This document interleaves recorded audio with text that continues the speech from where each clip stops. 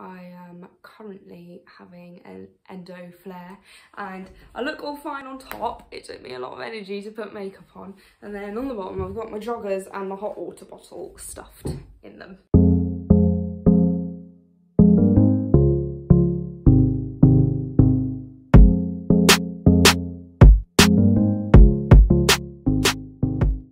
Hi guys, welcome back to my channel. I hope you guys are all having a lovely day. Some of you may know that March is Endometriosis Action Month. So basically it's a month where we really work hard to raise awareness. We do it all year round, but especially this month. There's a push with charities, with businesses, with everyone getting involved in really getting the message out there about endometriosis and doing our best to make some changes. So over on my Instagram, I put up a question box and asked you all to ask me any questions that you might have about endometriosis. And I'm going to answer some of those now. So the first question is, how were you diagnosed? Now, I do have a video which I'll link up there on how I got diagnosed with endometriosis, but in short, I woke up overnight a few years ago in absolute agony, bleeding loads, and I was sort of rushed into hospital and I was misdiagnosed with a whole load of stuff. At first they thought that it was an ectopic pregnancy, then they misdiagnosed me with PID and treated me for that with multiple rounds of antibiotics, and then they just said that there was nothing wrong with me. But I did end up getting a laparoscopy, which actually missed my endometriosis the first time round because they weren't really looking for it and it wasn't a specialist. And then if you fast forward a year, I've been in and out of hospital with this like crazy pain, like all the time, multiple times a month at times. I was admitted into hospital, and luckily the hospital near my home where my parents live was very on it with endometriosis, and they did pick up on my symptoms, and they decided that even though my first laparoscopy didn't find anything, that they were going to investigate because they did suspect endometriosis. So 1 year later I had my second lap, and that was with an endometriosis specialist, and they did diagnose my endometriosis. So the second question is, what are the main symptoms? So different people have different symptoms with endometriosis. It's such a spectrum of a condition. So some people might not even have any active symptoms. They might only find out when they come to try and having a child and they can't. Other people have like really seriously debilitating symptoms to the point where they cannot work, they cannot really function properly at all. But generally the main symptoms are things like excruciating period pain. So period pain to the point that you cannot work or go to school. Over-the-counter pain relief doesn't help. It makes you throw up. It makes you pass out, like really severe period pain. Heavy periods, pelvic pain outside of your period as well, painful intercourse, problems with going to the toilet, both with number ones and number twos. Endo can also cause a lot of fatigue. It can cause nausea and sickness. Another symptom of endometriosis is infertility, and it can cause other symptoms. So if you have extrapelvic endometriosis, so endo that is outside of your sort of pelvic region, for example, thoracic endometriosis, is that how you say it? Thoracic? Oh, I don't actually know. For example, endometriosis that might be on your lungs or in and around your diaphragm. Then another common symptom is shoulder tip pain, and that is typically right shoulder tip pain, although if I'm not mistaken it can sometimes also be left. But there's so many symptoms that can occur depending on where your endometriosis is and how it's affecting you. The next question is, which meds are helpful and which can cause damage? So disclaimer, I am not a medical professional. All I can do is speak from my own experiences, and I always suggest with things like this that you consult your doctor. I think all I can say is that everyone is different. It's such an individual thing. Now personally, I think the medication that helped me for the longest period of time was diclofenac. I'm not on that anymore because it doesn't help me anymore, but it did for quite a while. And as far as I know, it is a pain relief medication that they do give quite commonly for endometriosis-like pain. Other than that, all I can really say is that I think there's pros and cons to every single medication.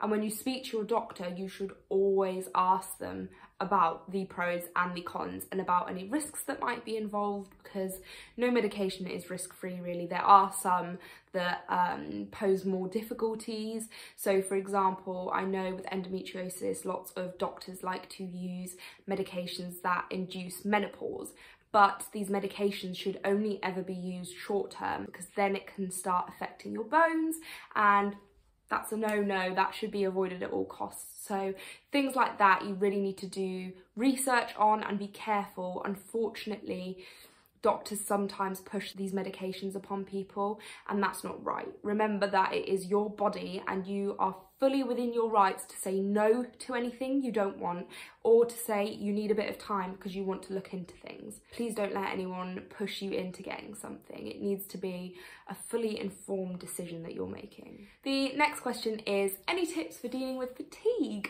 Now, fatigue is such a tricky one, because there are some small things that you can do, but big picture, there's no like one medication that can suddenly make your fatigue go away. Like it's quite a complicated thing.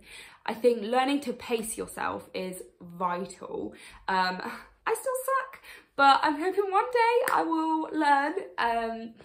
Basically what pacing yourself means is just, you know, taking regular rest breaks, recognising your body's warning signs for when you're low on energy and not pushing it. And then the times where you do have more energy, don't overdo it. I think often people who struggle with fatigue, like I'm talking about myself really here, when you get a bit of energy, you go a bit wild with it, because it's like, oh my gosh, this is great, like I feel relatively normal today, and you want to do all these things, which are great when you do them, but then you almost always pay the price for it afterwards because you crash out. So I would just say pace yourself. Take it one step at a time. Also, vitamins help. Talk to your doctor about what vitamins might be helpful for you to take. But other than that, it's really difficult. I think everyone's so individual, so make sure you're resting enough, pace yourself, and talk to your doctor about any vitamins that might be helpful. The next question is, can endometriosis cause bloating when you are not on your period? So, from the research I have done, the answer is yes.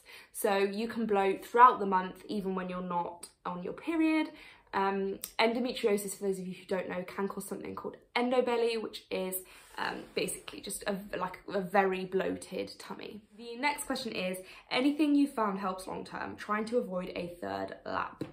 So I think, again, like I said before with the medication, everyone is so different. Everyone is individual. What works for one person won't work for another, and vice versa. But for me personally, I have found the coil eventually has helped a little bit in reducing the periods of times where I'm in severe pain. Now, this is something that has fluctuated since I've had the coil in, so I wouldn't say that it's been like a sturdy improvement for me, but I would say that overall, big picture, it has helped a bit. But again, I'd like to point out that everyone's different, and just because it might have helped one person doesn't mean necessarily it will be a fix-all for you. Everyone is different. I think some people find lifestyle changes helpful, so sometimes people say changes in diet have helped them. Like I said before, make sure you're pacing, talk to your doctor about what medications you're on, because medications play a massive role in helping maintain some sort of quality of life, whether that's pain relief, whether that's hormonal contraceptives, which again, not for everyone, don't let them push it on you. Whatever that medication might be, make sure that you're exploring your options with that. I also know that some people find pelvic floor physio very helpful. I think that depends how your endometriosis has affected you, whether that helps a lot or not. But I do know a lot of people who swear by physio. And other than things like hot water bottles and heat therapy, I think it's a tricky one, because sometimes endometriosis can be under control and other times it's just not, no matter what you try, and it's such a difficult thing, really is, and my heart goes out to you. I know most people don't want multiple surgeries, but sometimes also surgery is the only option really left for people, and it can help. But yeah, my main points would be make sure you're on it with medication, maybe try physio, make small lifestyle changes if you can. There are a couple of other things that I do use when I'm in a flare-up that I have found really helpful, and that is a TENS machine. If you haven't tried it, definitely give it a go if you can. And BU period patches. I will pop a link in the description for the BU period patches because they have been amazing. They don't get rid of the pain by any means, but they are really good, and I use them every single flare. And if you use them in combination with things like your medication, it can help give you some level of relief, at least to the point where you can maybe sleep or get a bit of rest. The final question is, any tips for discussing support with your employer or what support they can give?